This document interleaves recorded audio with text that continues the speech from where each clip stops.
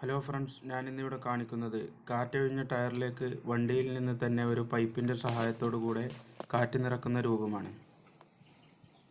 ഈ ഒരു പൈപ്പ് സീറ്റിനടിയിൽ സൂക്ഷിക്കുന്നത് നല്ലതാണ്, കാരണം ദൂരയാത്ര ചെയ്യുന്നവർക്ക് ടയറിൽ കാറ്റ് നിറക്കാൻ വളരെ ഉപകാരപ്പെടും. വേണമെങ്കിൽ ടയർ പഞ്ചറടക്കുന്ന സാധനങ്ങൾ കൂടി കരുതുന്നതും നല്ലതാണ്.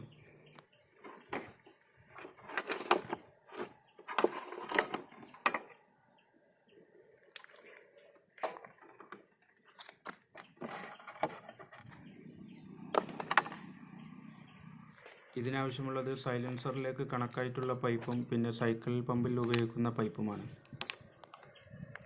ഈ പൈപ്പിൽ ഒരിക്കലും എയർ ലീക്കേജ് ഇല്ലാത്ത തരത്തിൽ ഫിറ്റാക്കുക.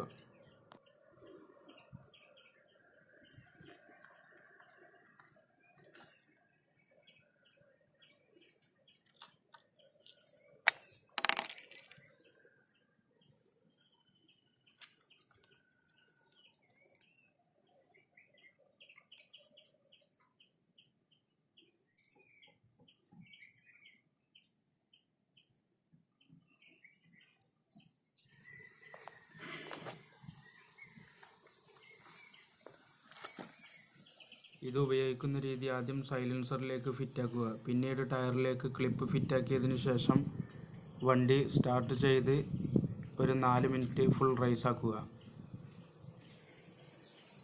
കാറ്റ് ഫുള്ളായി എന്ന് ഉറപ്പായാൽ ടയറിൽ നിന്നും ക്ലിപ്പ് വേഗത്തിൽ ഊരിയെടുക്കുക.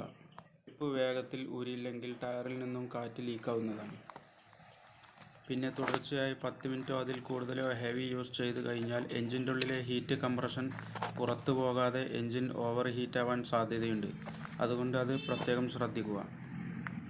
ഇടവിട്ട് യൂസ് ചെയ്യുന്നതാണ് നല്ലത്, എന്നാൽ എൻജിൻ ഓവർ ഹീറ്റാവുകയില്ല.